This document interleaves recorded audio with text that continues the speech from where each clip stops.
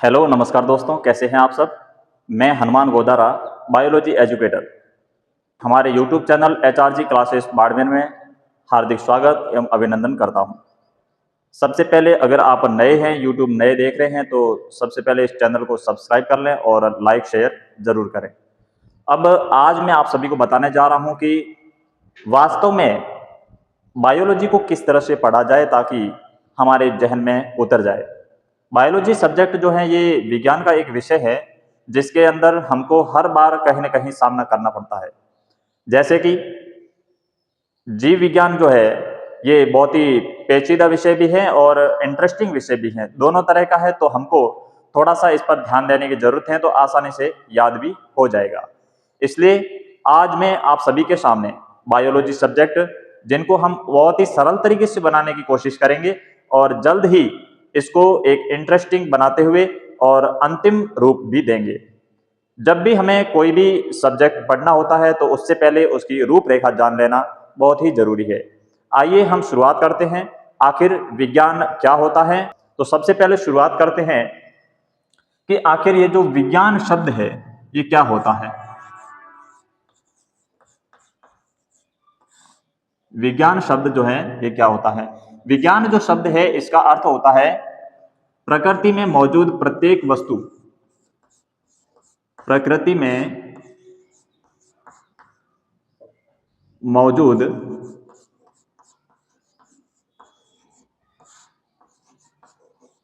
प्रत्येक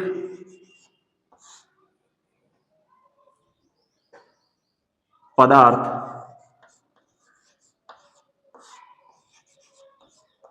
का सुव्यवस्थित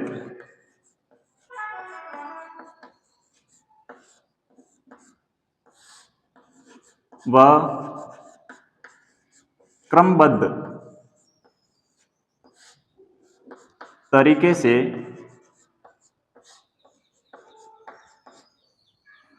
अध्ययन करना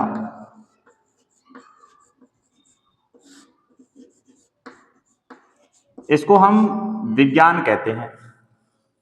अब विज्ञान के अंदर जो हमारे चारों ओर का व्यवस्थित ज्ञान है उसी को हम विज्ञान कहते हैं। विज्ञान को कई शाखाओं में बांटा जाता है, जैसे कि हम यहाँ पर कुछ एक शाखाओं के बारे में चर्चा करेंगे। तो यहाँ पर देखेंगे कि विज्ञान जो है उसमें सबसे पहला जो विषय है वो है भौतिक विज्ञान,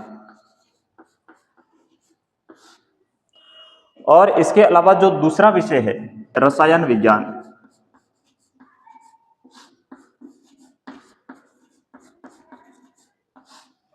और जो तीसरा विषय है जीव विज्ञान।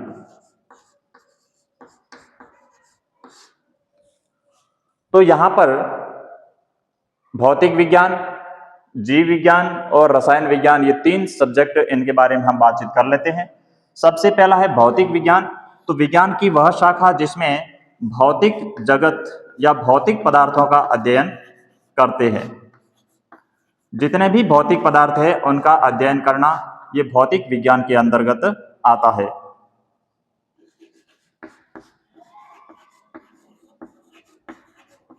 भौतिक पदार्थों का अध्ययन करना। इसके अलावा रसायन विज्ञान जो है तो इसमें जो रासायनिक प्रक्रियाएं हैं जो पेड़ पौधों में हो सकती हैं या फिर जंतुओं के अंदर हो सकती हैं, तो रासायनिक प्रक्रियाओं का अध्ययन करना जिसको हम रसायन विज्ञान के अंतर्गत पढ़ते हैं।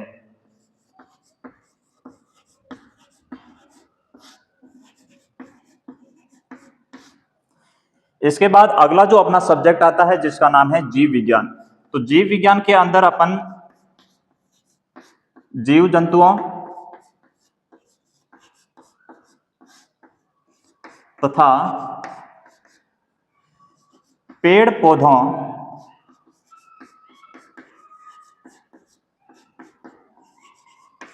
का अध्ययन करते हैं। अब हम जानते हैं कि जीव विज्ञान सब्जेक्ट क्या है। जो जीव विज्ञान सब्जेक्ट है उसके अंदर हम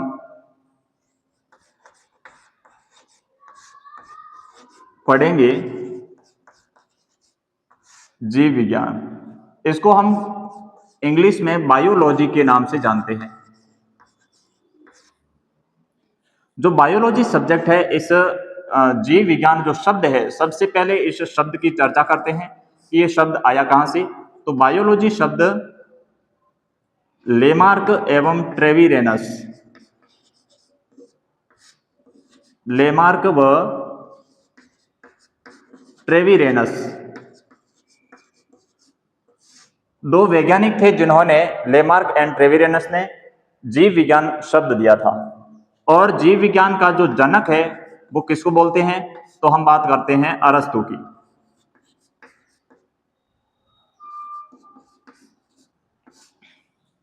इसको हम इंग्लिश में एरिस्टोटल के नाम से भी जानते हैं। तो कहीं पर एरिस्टोटल लिखा आता है और कहीं पर अरस्तु भी लिखा आता है। जीव विज्ञान जो शब्द है ये दो शब्दों से मिलकर के बना होता है, बायोस और दूसरा शब्द जो है वो है लोगोस। जहां पर बायोस शब्द का अर्थ होता है जीवन और लोगोस शब्द का अर्थ होता है अध्ययन करना। तो इसका अर्थ ये होता है, शाब्दिक अर्थ जो है जीव विज्ञान का वो होता है जिसको अपन बोलते हैं जीवन का अध्ययन, जीवन का अध्ययन। और जो जीवन का अध्ययन है उसी को हम बायोलॉजी के नाम से जानते हैं। बायोलॉजी की विभिन्न शाखाएं हैं, इनकी बहुत सारी शाखाएं भी होती हैं। तो यहां पर सबसे पहली शाखा अपने सामने जो आती है उसका नाम है वनस्पति विज्ञान।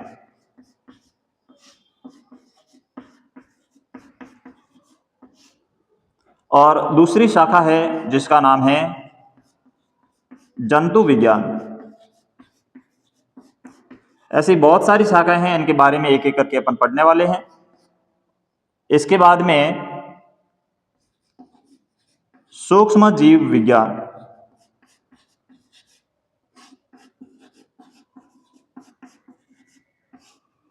इसके बाद में चौथी जो शाखा है जिनका नाम है कोशिका विज्ञान,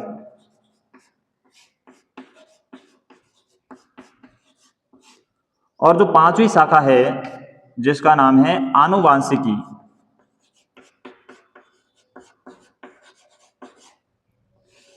आप सब भी इनका साथ साथ में लिखते रहना है। जहां पर वनस्पति विज्ञान की शाखा के अंदर पेड़ पौधों और वनस्पति का अध्ययन किया जाता है। पेड़ पौधों का अध्ययन,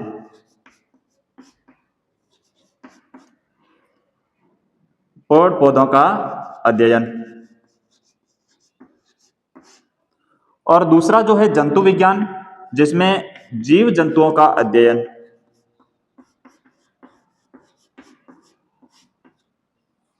तीसरी सूक्ष्म जीव विज्ञान है, तो इसमें सूक्ष्म जीवों का अध्ययन।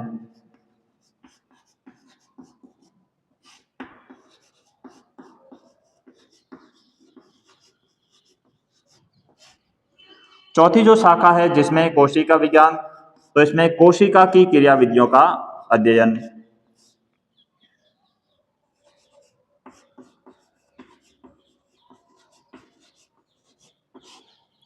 इसके अलावा आनुवांशिकी, जिसमें आनुवांशिक रूप से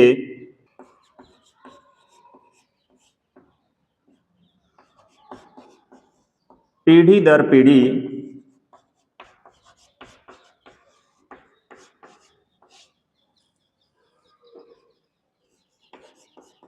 आनुवांशिक लक्षणों का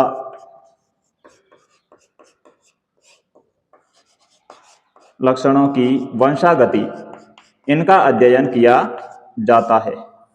अब हम एक एक का देख लेते हैं कि वनस्पति विज्ञान का जनक कौन है। तो इसका जनक है थियोफ्रेस्टस, जिनका नाम है थियोफ्रेस्टस। जो जीव विज्ञान है इनका जनक है अरस्तु। और जो सूक्ष्म जीव विज्ञान है इनका जो जनक है जिनका नाम है एंटोनी वॉन ल्यूवेनहॉक।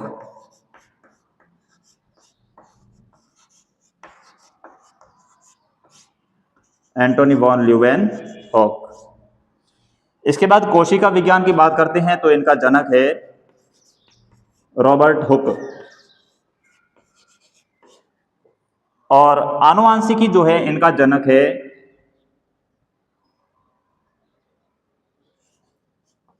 जी.जे.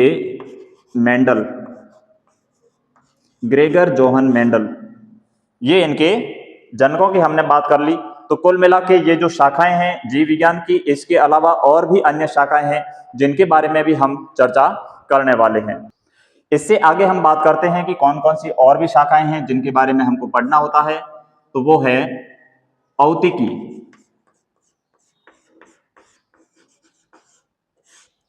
जिसको हिस्टोलॉजी कहते हैं।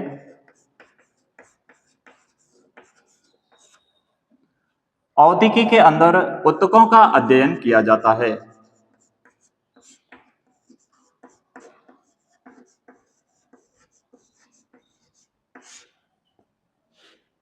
और ऊतकों का अध्ययन जो औतिकी है इनका जनक है मार्सेलो मेलपिगी।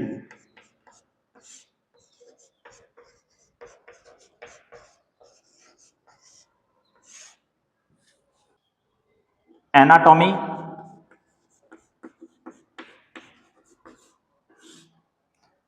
और मॉर्फोलॉजी,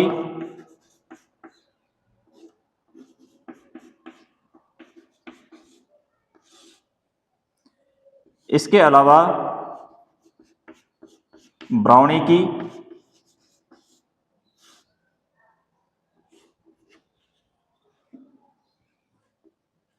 तो एनाटॉमी जो है इसके अंदर जीवों की आंतरिक संरचना, जीवों की आंतरिक संरचना का अध्ययन किया जाता है।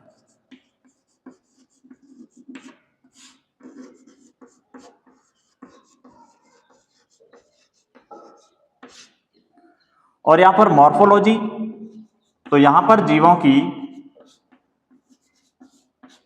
बाह्य आकारिकी का अध्ययन किया जाता है।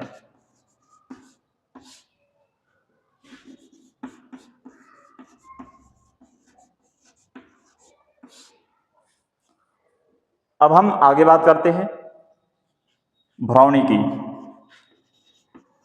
इनमें भ्रूण के विकास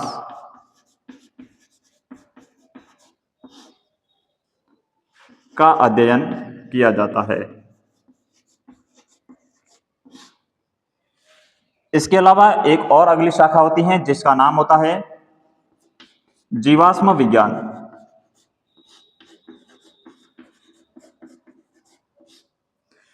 इसके अंदर जो मृत जीव जंतु है, उन मृत जीव जंतुओं का के कंकाल तथा अवशेषों का अध्ययन किया जाता है। अवशेषों का अध्ययन किया जाता है। तो और भी इनके अलावा बहुत सारी शाखाएं हैं जिनके बारे में हमको पढ़ना होता है। अब हम बात करते हैं कि आखिर जीव विज्ञान जो है उसमें एक शब्द आता है जिसका नाम है सजीव और दूसरा है निर्जीव। तो हम उनके बारे में भी अभी बात करते हैं। तो सजीव का अर्थ होता है